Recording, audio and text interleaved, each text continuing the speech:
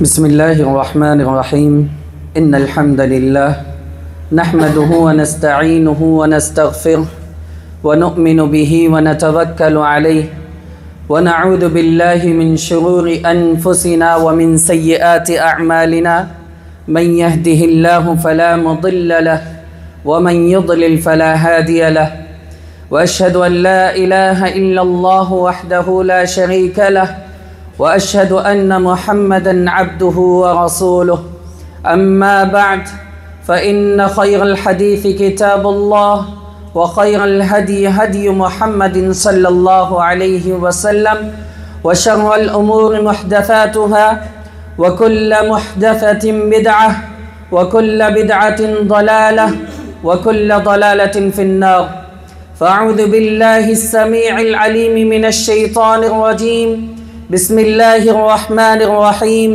يا أيها الذين آمنوا اتقوا الله حق تقاته ولا تموتن إلا وأنتم مسلمون يا أيها الناس اتقوا ربكم الذي خلقكم من نفس واحدة وخلق منها زوجها وبث منهما رجالا كثيرا ونساء واتقوا الله الذي تساءلون به والأرحام إن الله كان عليكم رقيبا يا أيها الذين آمنوا اتقوا الله وقولوا قولا سديدا يصلح لكم أعمالكم ويغفر لكم ذنوبكم ومن يطع الله ورسوله فقد فاز فوزا عظيما وقال الله عز وجل في كتابه المجيد إن الصلاة كانت على المؤمنين كتابا موقوتا وقال النبي صلى الله عليه وسلم بني الإسلام على خمس وذكر في ذلك الحديث وإقام الصلاة معزز سامعین کرام، بزرگان دین، نوجوان ساتھیوں، پیارے بچوں اور ملت کی ماؤں اور بہنوں، آج کے خطبہ جمعہ میں انشاءاللہ ایک ایسے عمل کے بارے میں بات ہوگی جو عمل اللہ رب العالمین کی قربت، اس کی نزدیکی اور اس کے تقرب حاصل کرنے کا سب سے بڑا ذریعہ ہے۔ یہ وہ عمل ہے جس کے اندر آنکھوں کی ٹھنڈک اور دلوں کا سکون پوشیدہ ہے۔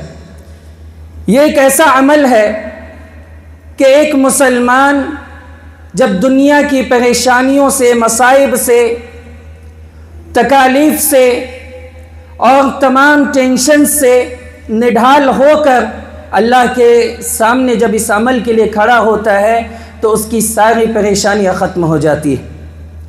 یہ ایک ایسا عمل ہے جس کو اسلام کا دوسرا اہم رکن قرار دیا گیا۔ یہ ایک ایسا عمل ہے جس پر دین کی، اسلام کی بنیاد قائم ہے، اور ہم جانتے ہیں وہ عمل کیا ہے؟ نماز۔ نماز کی بہت زیادہ اہمیت ہے، فضیلت ہے۔ اس کی اہمیت کے لیے یہ بات بھی کافی ہوگی کہ اللہ عز و جل نے اس عمل کو یا اس فرض کو جب فرض قرار دینا تھا تو نبی محترم صلی اللہ علیہ وسلم کو آسمانی دنیا میں بلا کر یہ نماز کا تحفہ اس امت کو دیا۔ آج کے خطبہ جمعہ میں انشاءاللہ نماز کی کیا اہمیت ہے، اس کے کیا فوائد ہیں، کیا بینیفٹس ہیں، اور اس کے ساتھ ساتھ نماز چھوڑنے کے کیا نقصانات ہیں، کیا سائیڈ ایفیکٹس ہیں، اس پہ بات کرنے کے ساتھ ساتھ اگر رب کریم نے موقع دیا تو انشاءاللہ اس پر بھی بات ہوگی کہ نماز کے تعلق سے کیا باتیں ہیں جو ہمیں اور آپ کو اپنے ذہن میں رکھنی چاہیے۔ اللہ رب العالمین سے دعا ہے کہ اللہ رب العالمین مجھے حق بات کہنے، آپ کو اس حق بات کو سننے اور ہم سب کو اس حق بات پر عمل کرنے کی توفیق عطا فرما، آمین۔ آئیے سب سے پہلے نماز کی اہمیت یا اس کے فوائد کو، اس کے بینیفٹس کو دیکھتے ہیں۔ سب سے پہلی اہمیت یا فوائد میں سے پہلا فائدہ یہ ہے کہ نماز اللہ رب العالمین کے نزدیک اتنی اہم ہے کہ اللہ رب العالمین نے نماز کو ایمان قرار دیا۔ رب کریم نے قرآن کریم میں بیان فرمایا وَمَا كَانَ اللَّهُ لِيُضِيعَ إِيمَانَكُمْ، اللہ رب العالمین تمہارے ایمان کو ضائع کرنے والا یا برباد کرنے والا نہیں۔ مراد کیا ہے؟ مفہوم کیا ہے اس آیت کا؟ مفہوم یہ ہے کہ صحابہ کرام کو پریشانی ہو گئی، وہ شک میں پڑ گئے کہ جب قبلہ تحویل ہوا، قبلہ تبدیل ہو گیا، اب خانہ کعبہ کو قبلہ بنا دیا گیا، تو خانہ کعبہ کو قبلہ بنانے کے بعد صحابہ کرام کو تشویش ہونے لگی، پریشان ہو گئے کہ ہم نے جو پہلے نمازیں پڑھ لی ہیں، کیا وہ نمازیں یوں ہی بیکار چلی جائیں گی؟ کیا ان کا ثواب نہیں ملے گا؟ تو اس آیت کریمہ میں اللہ رب العالمین نے یہ حکم دیا، یہ خبر دی کہ اللہ رب العالمین تمہاری نمازوں کو، تمہارے ایمان کو ضائع کرنے والا نہیں۔ تو اس سے نماز کی اہمیت کا پتہ چلتا ہے کہ نماز کی اللہ رب العالمین نے جب بات کی تو ایمان کے ذریعے سے بات کی۔ یہ پہلا فائدہ، یہ پہلا بینیفٹ کہہ لیجئے آپ۔ اس کے بعد دوسرا فائدہ یہ ہے کہ نماز ایک ایسا رکن ہے جو شہادتین کے بعد سب سے زیادہ ضروری ہے۔ اللہ کے نبی صلی اللہ علیہ وسلم نے احادیث میں اس کی بابت ارشاد فرمایا، چنانچہ ایک حدیث میں بیان فرمایا بنی الاسلام علی خمس، اسلام کی بنیاد 5 چیزوں پر ہے۔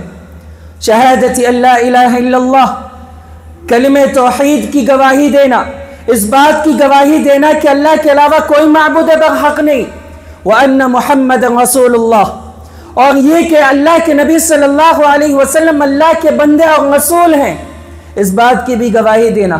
اور دوسرے نمبر پہ اللہ کے نبی صلی اللہ علیہ وسلم نے کیا چیز ذکر فرمائی؟ وَإِقَامِ الصَّلَاةِ، اور نماز کو قائم کرنا۔ معلوم یہ ہوا کہ اگر آپ اسلام کے رکن کو مانتے ہیں تو آپ کا رکن کا ماننا یہ نماز کے بغیر ممکن نہیں ہے۔ تیسری اہمیت کیسے پتہ چلتی ہے کہ قرآن کریم کا آپ مطالعہ کرتے جائیں۔ قرآن کریم میں نماز ایک ایسی چیز ہے جس کا ذکر قرآن کریم میں بار بار ملتا ہے، بلکہ کافی لوگوں نے بیان کیا، علماء نے یہ بات ذکر کی ہے کہ شاید 700 سے زیادہ مرتبہ قرآن کریم میں نماز کا ذکر آیا ہے۔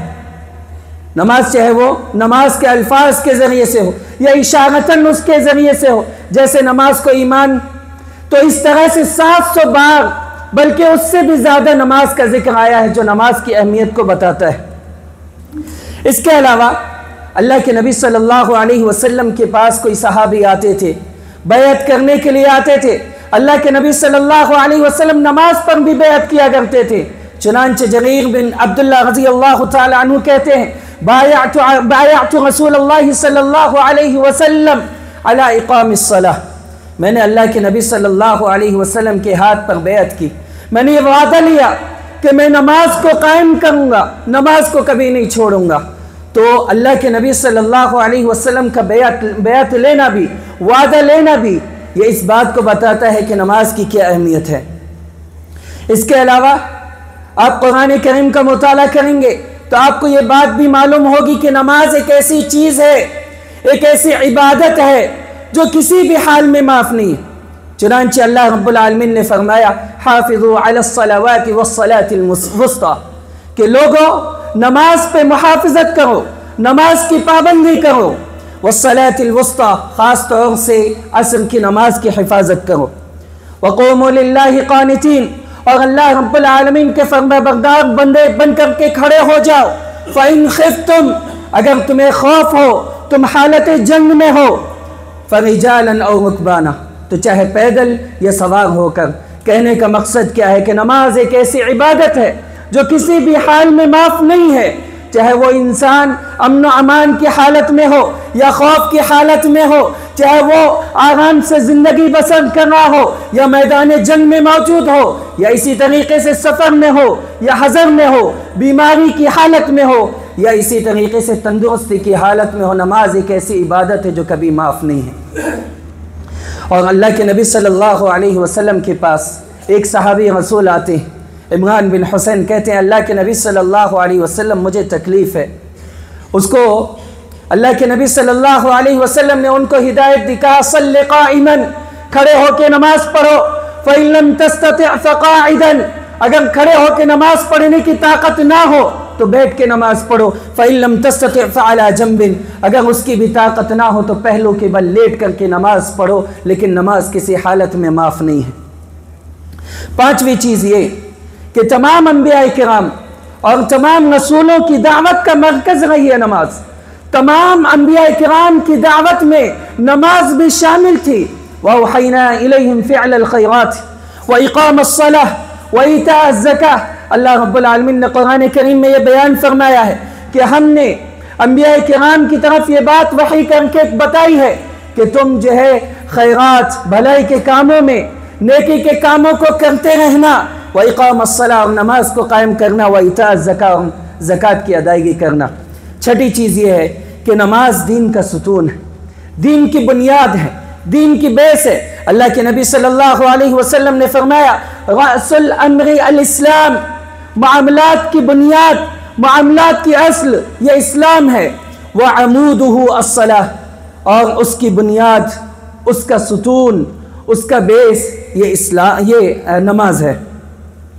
اس کے علاوہ نماز کی اہمیت اس سے بھی پتہ چلتی ہے کہ اللہ کے نبی صلی اللہ علیہ وسلم کی آخری وصیت، ہم اور آپ جانتے ہیں اللہ کے نبی صلی اللہ علیہ وسلم مرض الموت میں جب موجود تھے، جیسا کہ ام سلمہ رضی اللہ تعالی عنہ نے بیان کیا ہے کہ مرض الموت میں شدت تکلیف کی وجہ سے آپ کی زبان سے الفاظ نہیں نکل رہے تھے، اس وقت بھی اللہ کے نبی صلی اللہ علیہ وسلم نے فرمایا الصلاۃ، نماز، وما ملکت ایمانکم، اور جو تمہارے ماتحت لوگ ہیں، تمہارے غلام، تمہاری لونڈیاں، ان کے ساتھ حسن سلوک کرنا، نماز کی پابندی کرنا۔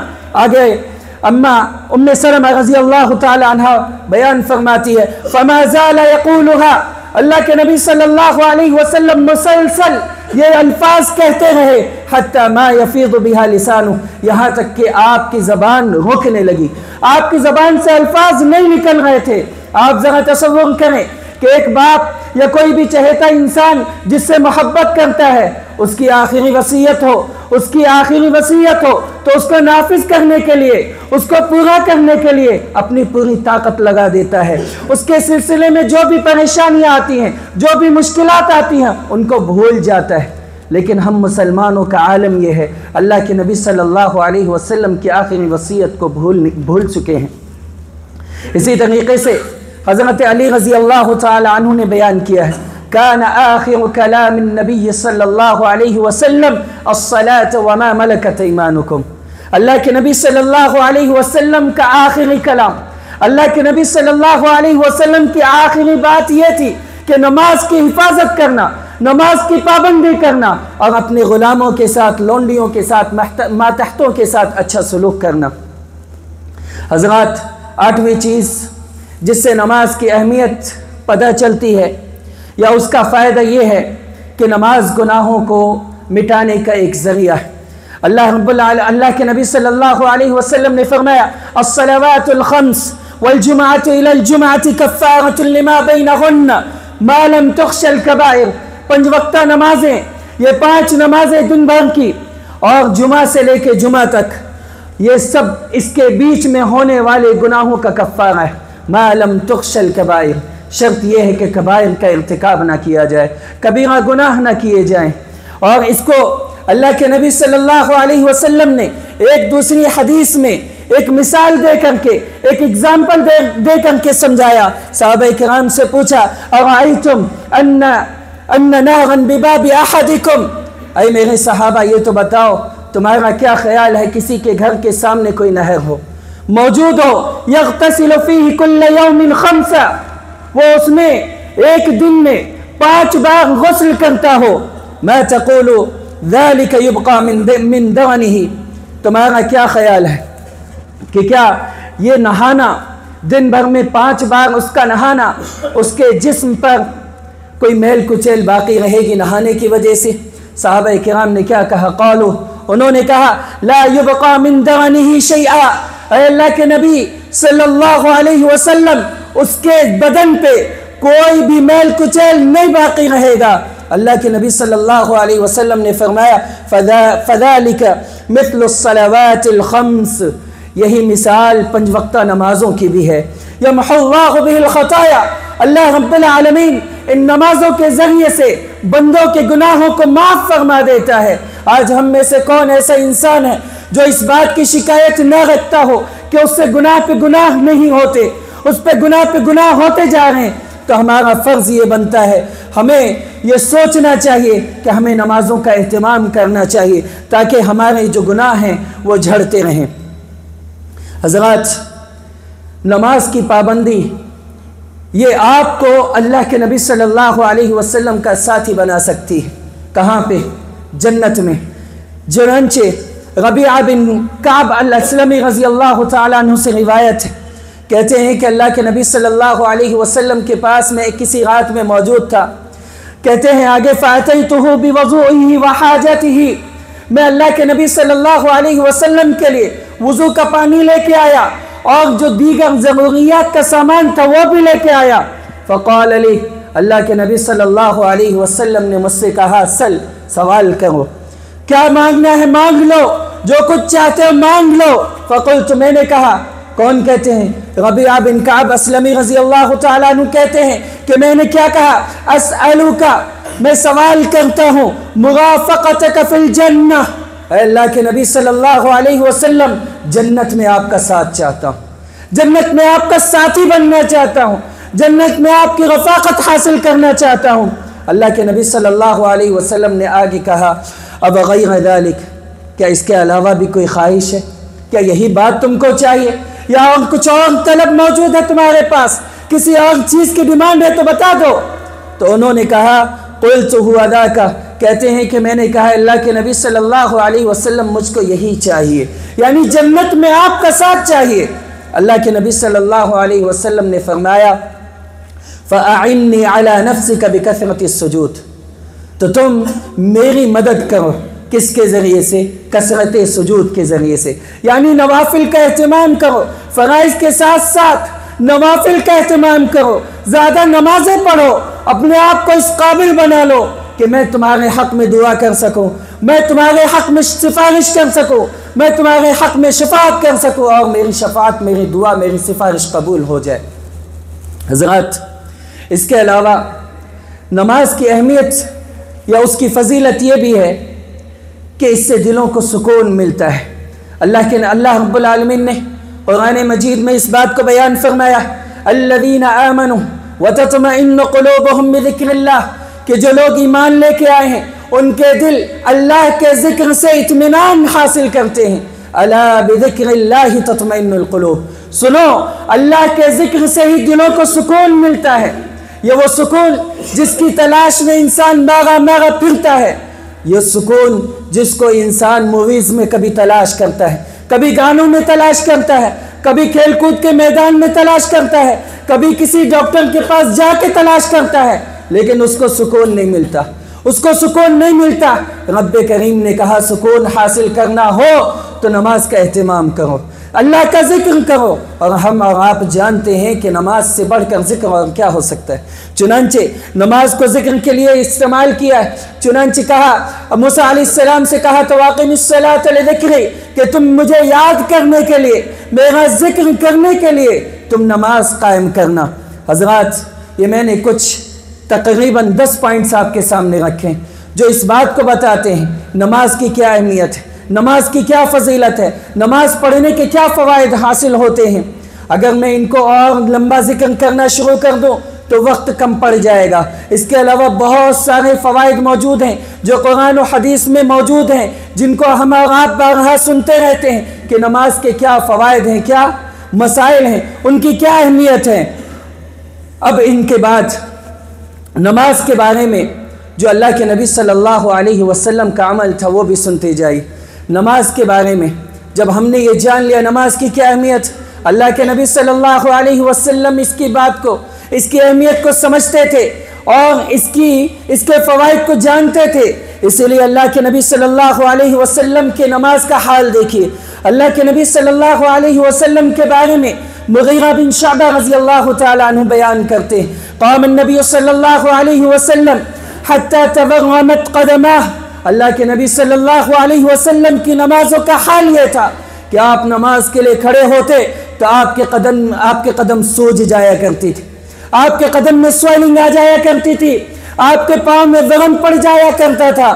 فقیل لہ، اللہ کے نبی صلی اللہ علیہ وسلم سے کہا گیا کہ اللہ کے نبی صلی اللہ علیہ وسلم غفر اللہ لک ما تقدم من ذنبک وما تأخر، اے اللہ کے نبی صلی اللہ علیہ وسلم اتنی محنت کیوں، اتنی مشقت کیوں؟ اللہ رب العالمین نے آپ کے گناہ تو معاف کر دیے، آپ کے اگلے پچھلے تمام گناہ معاف ہیں۔ اللہ کے نبی صلی اللہ علیہ وسلم کے الفاظ سنیں، کہا افلا اکون عبدا شکورا، کہ میں اللہ کا شکر گزار بندہ نہ بن جاؤں۔ یہ اس شخصیت کی نماز کا حال ہے جس کی نماز، جس کے گناہ اگلے پچھلے تمام معاف کر دیے گئے تھے۔ اور ہماری نماز کا کیا حال ہونا چاہیے؟ ہم کتنے گناہوں میں ڈوبے ہوئے، صبح سے لے کے شام تک اگر اپنا ہم محاسبہ کریں، اپنے آپ کو ٹیسٹ کرنا شروع کریں، اپنے آپ کو جج کرنا شروع کریں، تو صبح سے لے کے شام تک گناہوں کی لڑیاں لگ جائیں گی، گناہوں کے انبار لگ جائیں گے۔ تو ہمیں کتنی زیادہ نمازوں کا اہتمام کرنا چاہیے۔ یہ اس نبی کا حال تھا جس کے گناہ معاف کر دیے گئے تھے، لیکن ہمارا حال کیا ہے؟ ایک تو ہم یا تو نماز سے بالکل غافل ہیں، یا آتے بھی ہیں تو کب آتے ہیں؟ جمعہ کے دن آتے ہیں، اور جمعہ کے دن بھی کب آتے ہیں؟ جب امام صاحب کا خطبہ ختم ہونے والا ہوتا ہے تب نماز کے لیے آتے ہیں، جمعہ پڑھنے کے لیے آتے ہیں۔ اور اسی طریقے سے جب 5 وقتہ نمازوں کی بات آتی ہے نمازی غائب ہوتے ہیں، ایسا لگتا ہے کہ اس بستی میں نمازی لوگ موجود ہی نہیں ہیں۔ اسی طریقے سے آپ اپنے آپ سے سوال پوچھ کے دیکھیں کہ آپ کے گناہ کتنے ہیں؟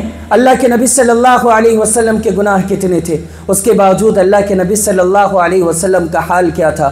تو ہمیں اور آپ کو اللہ کے نبی صلی اللہ علیہ وسلم کی سیرت سے، اللہ کے نبی صلی اللہ علیہ وسلم کے عمل سے سیکھنا چاہیے۔ اور یہ صرف اللہ کے نبی صلی اللہ علیہ وسلم کا حال نہیں تھا، بلکہ اللہ کے نبی صلی اللہ علیہ وسلم کے بعد صحابہ کرام کا بھی یہی حال تھا۔ صحابہ کرام بھی نماز کو بہت زیادہ اہم سمجھا کرتے تھے۔ چنانچہ خلیفہ عمر بن خطاب رضی اللہ تعالیٰ عنہ جب خلیفہ ہوئے تو انہوں نے حکومتی عہدیداروں کو نصیحت کرتے ہوئے لکھا تھا، ان اہم امرکم عندی الصلاۃ، تمہارے معاملات میں سب سے اہم چیز میرے نزدیک نماز ہے۔ من حفظها، جس نے نماز کی حفاظت کی، وحافظ علیہ، اس پہ مواظبت کی، اس کے اوپر پابندی برتی، حفظ دینہ، اس نے اپنے دین کی حفاظت کی۔ ومن ضیعها فهو لما سواها اضیع، جو نماز کو ضائع کر دے گا تو وہ اس کے سوا دوسری چیزوں کو زیادہ ضائع کرنے والا ہوگا۔ مراد کیا ہے؟ حضرت عمر بن خطاب رضی اللہ تعالیٰ عنہ یہ کہنا چاہتے ہیں کہ جس کی نماز درست نہیں، جو نمازوں کا پابند نہیں، وہ دوسرے امور کی پابندی نہیں برت سکتا ہے۔ چنانچہ اس سے یہ بات معلوم ہوتی ہے کہ ان کے نزدیک نماز کی کیا اہمیت تھی، وہ نماز کو ان کی نظروں میں نماز کی کیا اہمیت تھی، اور وہ نماز کو کتنا عظیم سمجھا کرتے تھے۔ حضرات، اب آئیے نماز کے چھوڑنے کے کیا نقصانات ہیں، کیا اس کے سائیڈ ایفیکٹس ہیں، ان کو بھی مختصراً سنتے جائیں۔ سب سے پہلا نقصان یہ ہے کہ قیامت کے دن اللہ رب العالمین حقوق اللہ میں سب سے پہلے نماز کے بارے میں سوال کرے گا۔ اور آپ جانتے ہیں کہ نماز کے بارے میں جب سوال یا کسی اور چیز کے بارے میں جب بھی سوال ہوگا، ہم اور آپ کیا اس کے جواب دینے کی طاقت رکھیں گے؟ رب کریم کے سامنے محاسبہ جب کیا جائے گا تو کیا ہم محاسبے کو سہن کر سکیں گے، برداشت کر سکیں گے؟ اللہ کے نبی صلی اللہ علیہ وسلم نے فرمایا، ان اول ما يحاسب به العبد يوم القیامہ من عمله صلاته۔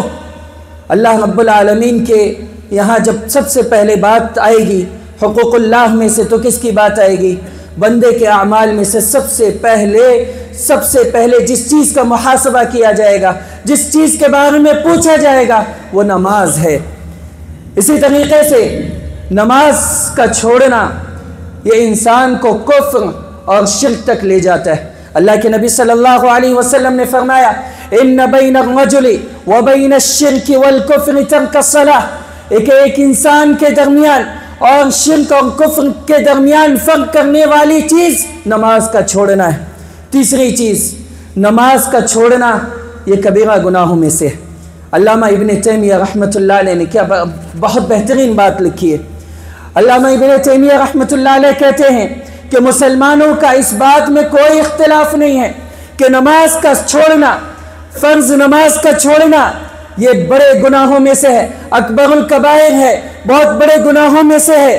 وَأَنَّ إِثْمَهُ، اور اس کا گناہ اللہ رب العالمین کے نزدیک بہت زیادہ ہے، یہاں تک کہ قتل نفس یعنی کسی انسان کو ناحق قتل کر دینا، اسی طریقے سے کسی کا ناحق مال لے لینا، یا اسی طریقے سے زنا، اور اسی طریقے سے چوری اور شراب پینے کا جو گناہ ہے اس سے کہیں زیادہ گناہ یہ نماز کا چھوڑنے کا گناہ ہے۔ تو اس سے یہ بات معلوم ہوتی ہے کہ نماز کا چھوڑنا یہ اکبر الکبائر میں سے ہے۔ چوتھی چیز، جو انسان نماز چھوڑتا ہے تو اللہ رب العالمین کی حفاظت اس سے ختم ہو جاتی ہے۔ اللہ کے نبی صلی اللہ علیہ وسلم نے ابو الدرداء رضی اللہ تعالی عنہ کو نصیحت کرتے ہوئے فرمایا تھا وَلَا تَتْرُكْ صَلَاةً مَكْتُوبَةً مُتَعَمِّدًا، کہ ابو الدرداء فرض نماز کو جان بوجھ کے کبھی مت چھوڑنا۔ فَمَن تَرَكَهَا مُتَعَمِّدًا، جس نے اس کو جان بوجھ کے چھوڑا فَقَدْ بَرِيَتْ مِنْهُ الذِّمَّةُ، تو اس سے اللہ کا ذمہ، اللہ کی حفاظت ختم ہو جاتی ہے، ہٹ جاتی ہے۔ اس کے علاوہ پانچویں چیز یہ ہے کہ بے نمازی انسان جو نماز کا اہتمام نہیں کرتا، نماز نہیں پڑھتا ہے، ایسا انسان غرور اور تکبر کی بیماری میں مبتلا ہوتا ہے۔ کیا کہا اللہ رب العالمین نے؟ ان الذین یستکبرون عن عبادتی سیدخلون جہنم داخرین، یقیناً جو لوگ میری عبادت سے تکبر کا اظہار کرتے ہیں ایسے لوگ قیامت کے دن جہنم میں ذلیل و خوار ہو کر، رسوا ہو کر داخل ہوں گے۔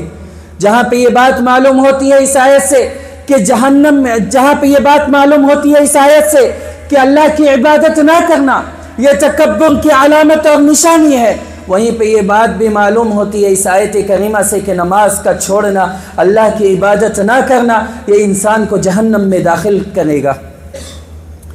چھٹی چیز، جیسا کہ میں نے کہا کہ نماز یہ انسان کو جہنم کی طرف لے جاتا ہے، تو یہ جہنم کی طرف کیسے لے جاتا ہے، یا کہہ لیجئے کہ جہنم میں جو عذاب ہوگا وہ کس انداز کا ہوگا۔ اس کے تعلق سے اللہ کے نبی صلی اللہ علیہ وسلم کی ایک حدیث ہے جس کا مفہوم یہ ہے کہ اللہ کے نبی صلی اللہ علیہ وسلم جب صبح اٹھتے تھے تو اکثر صحابہ کرام سے یہ پوچھا کرتے تھے کہ بتاؤ تم نے کوئی خواب دیکھا ہے کہ نہیں دیکھا ہے، تو جو خواب دیکھتے تھے وہ بتا دیا کرتے تھے کہ ہاں اللہ کے نبی صلی اللہ علیہ وسلم ہم نے یہ خواب دیکھا ہے۔ ایک دن ایسے ہی اللہ کے نبی صلی اللہ علیہ وسلم نے صحابہ سے پوچھا بتاؤ کسی نے خواب دیکھا ہے تو بتاؤ میں اس کی تعبیر بتاؤں گا، تو صحابہ کرام رضی اللہ تعالی عنہم اجمعین نے یہ کہا کہ نہیں ہم نے کوئی خواب نہیں دیکھا۔ اللہ کے نبی صلی اللہ علیہ وسلم نے بتایا کہ نہیں میں نے خواب دیکھا ہے، اور خواب میں کیا دیکھتا ہوں کہ کچھ لوگ میرے پاس آتے ہیں، شاید 2 لوگ آتے ہیں، وہ مجھے اٹھا کر کے لے جاتے ہیں، میں ان کے پیچھے چلا جاتا ہوں، اور جب ان کے پیچھے جاتا ہوں تو میں دیکھتا ہوں کہ ایک آدمی جو اپنی گدی کے بل سیدھا لیٹا ہوا تھا، اور ایک آدمی اس کے قریب کھڑا ہوا تھا جس کے ہاتھ میں ایک پتھر موجود تھا، اور وہ اس پتھر سے اس کے سر کو کچل رہا تھا۔ جب پتھر کو اس کے سر پہ کچلتا ہے وہ پتھر دور چلا جاتا ہے، وہ آدمی پتھر اٹھانے کے لیے واپس جاتا ہے، پتھر اٹھا کر کے لوٹتا ہے، اتنی دیر میں اس انسان کا سر دوبارہ سے اپنی حالت میں آ جاتا ہے، نیا سر بن جاتا ہے، پھر وہ اس کے سر کو کچلتا ہے۔ یہ سلسلہ چلتا رہتا ہے۔ اللہ کے نبی صلی اللہ علیہ وسلم نے ان سے پوچھا کہ یہ کیا کون لوگ ہیں، یہ کون ہے جس کو اس طرح سخت عذاب دیا جا رہا ہے؟ لمبی حدیث ہے، اخیر میں ان لوگوں نے بتایا کہ وہ کون تھا۔ اما الرجل الاول، رہا پہلا آدمی، جہاں تک پہلے آدمی کا تعلق ہے، الذي اتيت علیہ، جس کے اوپر آپ آئے تھے، جس کے پاس آپ آئے تھے، یطلق راسه بالحجر، جس کے سر کو کچلا جا رہا تھا پتھر کے ذریعے سے، فإنه الرجل يأخذ القرآن فيحفظه، یہ وہ انسان ہوگا جو قرآن کریم کی تعلیم حاصل کیا کرتا تھا، قرآن کریم کو سیکھتا تھا، اس کے بعد قرآن کریم کو چھوڑ دیا اس نے، وَيَنَامُ عَنِ الصَّلَاةِ الْمَكْتُوبَةِ، اور وہ فرض نماز کو چھوڑ کر سویا کرتا تھا۔ سبحان اللہ، کتنا سخت عذاب ہوگا۔ ہم اور آپ اس کا تصور نہیں کر سکتے۔ اگر اس کا تصور کرنا ہو اسے انسان سے پوچھیں جس کے ہاتھ پہ کسی جسم کے کسی حصے پہ کوئی پتھر آ گیا ہو، وہ کتنی تکلیف میں ہوگا۔ خاص طور سے اگر کوئی پتھر اس پہ جان بوجھ کر پھینک دے تو اس کو کتنی تکلیف ہوگی۔ اللہ رب العالمین ہمیں ایسی تکلیف سے محفوظ رکھے، آمین۔ اس کے علاوہ جنت اور جہنم کا جب فیصلہ ہو جائے گا، جنتی جہنمیوں سے پوچھیں گے ما سلککم فی سقر، تمہیں جہنم میں کس چیز نے داخل کر دیا؟ تو وہ کیا کہیں گے؟ قالوا لم نک من المصلین، ہم لوگ نمازیں نہیں پڑھتے تھے، ہم نمازیوں میں سے نہیں تھے، ہم نمازی نہیں تھے، ہم نماز نہیں پڑھا کرتے تھے۔ آگے اللہ رب العالمین نے اسی صورت کے اندر کیا بیان فرمایا؟ ان کی سزا ایک یہ بھی ہوگی فما تنفعهم شفاعت الشافعین۔ آپ جانتے ہیں کہ قیامت کے دن کچھ لوگوں کے حق میں سفارش کی جائے گی، خود اللہ کے نبی صلی اللہ علیہ وسلم سفارش کریں گے، شفاعت کریں گے۔ اللہ رب العالمین نے ایسے لوگوں کے حق میں بیان فرمایا جو نمازیں نہیں پڑھتے ہیں، نمازوں کا اہتمام نہیں کرتے ہیں، کہا کہ ایسے لوگوں کے حق میں سفارش کی اجازت نہیں دی جائے گی۔ سبحان اللہ۔ تو یہ نماز کے تعلق سے کچھ باتیں تھیں۔ آخر میں ایک بات میں کہہ کے اپنی بات کو دوسری جانب لے چلوں گا۔ اللہ کے نبی صلی اللہ علیہ وسلم کی ایک حدیث ہے جس کو ہم اور آپ بغور سنیں۔ اللہ کے نبی صلی اللہ علیہ وسلم کے بارے میں ہے، عبداللہ بن عمر کہتے ہیں انہو ذکر الصلاة یوما، اللہ کے نبی صلی اللہ علیہ وسلم نے کسی دن نماز کا ذکر کیا، فقال، تو کہا من حافظ علیہا، جس نے نماز کی حفاظت کی، نماز کے اوپر پابندی برتی، کانت لہو نورا وبرہانا ونجاتا من النار، اس کے لیے قیامت کے دن نور ہوگا، برہان ہوگا اور جہنم سے آزادی کا پروانہ ہوگا۔ ومن لم يحافظ علیہا، جو اس سے کی حفاظت نہ کرے، جو اس کی پابندی نہ برتے، جو نمازوں کو چھوڑے گا، اللہ کے نبی صلی اللہ علیہ وسلم کے الفاظ سنیں، لم تکن لہ نورا، اس کے لیے نور نہیں ہوگا، پہلا نقصان، ولا نجاتا، اور نہ اس کو نجات ملے گی، ولا برہانا، اور نہ اس کو برہان ملے گا۔ یہ تین نقصان کے ساتھ ساتھ اللہ رب العالمین نے کہہ لیجئے بونس پوائنٹ دیا ہے۔ بے نمازیوں کے لیے بونس پوائنٹ کیا ہوگا؟ وَكَانَ يَوْمَ الْقِيَامَةِ مَعَ قَارُونَ وَفِرْعَوْنَ وَحَامَانَ وَأُبَيْ بن خلف۔ اللہ کے نبی صلی اللہ علیہ وسلم نے بیان فرمایا کہ جو لوگ نماز چھوڑتے ہیں وہ قیامت کے دن قارون کے ساتھ ہوں گے، فرعون کے ساتھ ہوں گے، حامان کے ساتھ ہوں گے، اور اسی طریقے سے ابی بن خلف کے ساتھ ہوں گے۔ آپ اس حدیث کو اپنے سامنے رکھیں۔ اور اس سے پہلے ایک اور حدیث ہم سے گزر چکی ہے، وہ کون سی حدیث ہے؟ صحابی رسول پوچھتے ہیں اسألک مرافقتک فی الجنہ، اے اللہ کے نبی صلی اللہ علیہ وسلم جنت میں آپ کا ساتھ چاہتا ہوں۔ اللہ کے نبی صلی اللہ علیہ وسلم نے کیا بیان فرمایا؟ فَأَعِنِّي عَلَى نَفْسِكَ بِكَثْرَةِ السُّجُودِ، زیادہ سے زیادہ سجدہ کرو، نمازوں کا اہتمام کرو۔ آپ ذرا تصور کریں اور ہم اپنے دلوں سے پوچھ لیں، آج سے اپنے دلوں سے یہ ہمیشہ پوچھیں، نماز چھوڑنے کا خیال آئے فوراً اپنے ذہن میں یہ سوال ابھاریں کہ آپ کو اللہ کے نبی صلی اللہ علیہ وسلم کا ساتھ چاہیے یا فرعون، حامان، قارون اور ابی بن خلف کا ساتھ چاہیے؟ میرے خیال سے کوئی بھی مسلمان یہ نہیں چاہے گا اللہ کے نبی صلی اللہ علیہ وسلم کا ساتھ چھوٹ جائے۔ فرعون، حامان، قارون، ابی بن خلف کا ساتھ ملنا تو دور کی بات ہے۔ تو یہ نماز کی اہمیت کے تعلق سے اور نماز کے فوائد کے تعلق سے اور اسی طریقے سے نماز کے نقصانات کے تعلق سے کچھ باتیں تھیں۔ نماز کے نقصانات میں سے ایک بات اور ذہن میں آئی، وہ کیا؟ اللہ کے نبی صلی اللہ علیہ وسلم نے فرمایا من ترک صلاۃ العصر فقد حبط عملہ، جس نے عصر کی نماز چھوڑ دی تو اس کا عمل برباد ہو گیا۔ معلوم یہ ہوا کہ اگر آپ نماز چھوڑتے ہیں، اگر ہم لوگ نماز چھوڑتے ہیں تو ایسی صورت میں ہمارے اعمال ضائع ہو جائیں گے، برباد ہو جائیں گے۔ یہ مسلمانوں کا حال آج لیکن اس کے بالکل الٹ ہے، اس کے بالکل اپوزٹ ہے۔ ہم مسلمانوں کے حالات کا جائزہ لیتے ہیں تو ہمارے معاشرے میں ایسے لوگ پائے جاتے ہیں جو صرف جمعہ کے دن نماز پڑھتے ہیں، ان لوگوں کو ان باتوں پہ غور کرنا چاہیے اور ان لوگوں کو سوچنا چاہیے کہ کیا دن میں صرف 5 نماز، صرف ہفتے میں 1 نماز فرض کی گئی ہے یا دن میں 5 نمازیں بھی ہیں. اور یہ بھی سوچیں کہ ان کو اللہ کے نبی صلی اللہ علیہ وسلم کا ساتھ چاہیے یا جہنم میں ان کا حشر جو ہے ان کو منظور ہے کہ فرعون، حامان، قارون اور ابی بن خلف کے ساتھ. اسی طریقے سے حضرات کچھ ایسے لوگ بھی ہمارے معاشرے میں موجود ہیں جو یہ غلطی کرتے ہیں کہ جب نماز کے لیے آتے ہیں تو یا تو بڑی تاخیر سے آتے ہیں یا اگر جلدی بھی آتے ہیں تو جب سنن کا، نوافل کا اہتمام کرتے ہیں تو بہت جلدی نمازوں کا اہتمام کرتے ہیں. ایسا لگتا ہے جیسے ان کی کوئی ٹرین چھوٹ رہی ہو. ایسا کبھی نہ کریں. اللہ کے نبی صلی اللہ علیہ وسلم نے اس انسان کو کہا تھا جو نمازیں جلدی پڑھ رہا تھا، اس کو کیا کہا تھا اللہ کے نبی صلی اللہ علیہ وسلم نے؟ صلی فإنک لم تصلی، جا کے نماز پڑھو کیونکہ تم نے نماز نہیں پڑھی ہے.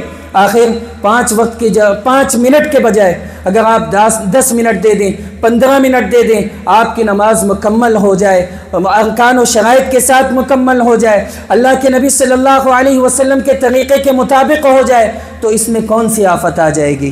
ہم دوسری چیزوں کے لیے بہت زیادہ اوقات نکالتے ہیں. ہمیں اگر گیم کھیلنا ہو، ہمیں اگر پلے گراؤنڈ میں جانا ہو، ہمیں کرکٹ کھیلنا ہے، فٹ بال کھیلنا ہے یا دوسری ایکٹیویٹیز کرنی ہے، یا اسی طریقے سے اگر ہم کو جم میں جانا ہے، گھنٹوں لگا دیتے ہیں، کتنے گھنٹے اس میں برباد ہو جاتے ہیں. لیکن جب نماز کی بات آتی ہے لوگوں کے پاس وقت نہیں ہوتا ہے. اس لیے مسلمانوں سے، اپنے آپ سے، تمام مرد و حضرات سے، خواتین سے یہی اپیل ہے کہ آج سے، ابھی سے، اسی وقت سے اپنے آپ کو اس بات پر آمادہ کر لیں، اپنے آپ کو اس بات پر ابھار لیں کہ نماز کبھی نہیں چھوڑیں گے. یہ نماز وہ چیز ہے جو انسان کی زندگی میں برکتوں کا نزول فرماتی ہے. انسان برکتوں کے لیے، اطمینان قلب کے لیے، سکون قلب کے لیے کہاں نہیں جاتا ہے، کیا نہیں کرتا ہے. یہاں تک کہ ایسے لوگ بھی موجود ہیں جو سائیکیٹرسٹ کے پاس جاتے ہیں، دماغی ڈاکٹرز کے پاس جاتے ہیں، لیکن ان کا علاج نہیں ہو پاتا. اللہ رب العالمین نے قرآن کریم میں علاج بیان فرمایا، الا بذکر اللہ تطمئن القلوب. دلوں کو جو سکون ملتا ہے، جو اطمینان قلب حاصل ہوتا ہے، وہ نماز سے ہوتا ہے. انہی باتوں پہ میں اپنی بات کو ختم کرتا ہوں. اخیر میں دعا ہے کہ رب کریم جو باتیں ہم نے صحیح سنی ہیں ان پر ہمیں عمل کرنے کی توفیق عطا فرمائے. اگر دوران خطبہ کچھ بات غلط نکل گئی ہو، الہ العالمین ہمیں اور آپ کو اس پر مواخذہ نہ فرما. الہ العالمین ہمیں اس پر عمل کرنے سے دور رکھ. الہ العالمین ہم میں سے جو بیمار ہیں ان کو شفائے کامل عاجل عطا فرما. الہ العالمین ہم میں سے جو اس دنیا سے گزر کے جا چکے ہیں تو ان کی مغفرت فرما، ان کو جنت الفردوس میں جگہ فرما، ان کے لواحقین کو صبر جمیل عطا فرما. الہ العالمین ہمیں ان کی موت سے عبرت اور نصیحت حاصل کرنے کی توفیق عطا فرما. الہ العالمین مسلمان جہاں کہیں پہ بھی پریشان حال ہوں ان کی پریشانیوں کو دور فرما، غیب سے ان کی مدد فرما. الہ العالمین مسلمانوں کو قرآن و حدیث کی طرف رجوع کرنے کی توفیق عطا فرما. الہ العالمین مسلمانوں کو اس بات کی توفیق عطا فرما کہ تیری زیادہ سے زیادہ عبادت کر سکیں. الہ العالمین ہم میں سے جو مقروض ہیں ان کی قرض کی ادائیگی کے اسباب مہیا فرما. الہ العالمین جب تک اس دنیا میں زندہ رکھ، دین پر، ایمان پر، اسلام پر، توحید پر زندہ رکھ، اور جب ہمارا خاتمہ ہو تو خاتمہ بالخیر ہو، دین پر ہو، ایمان پر ہو، توحید پر ہو، اسلام پر ہو. آمین. وآخر دعوانا ان الحمد للہ رب العالمین.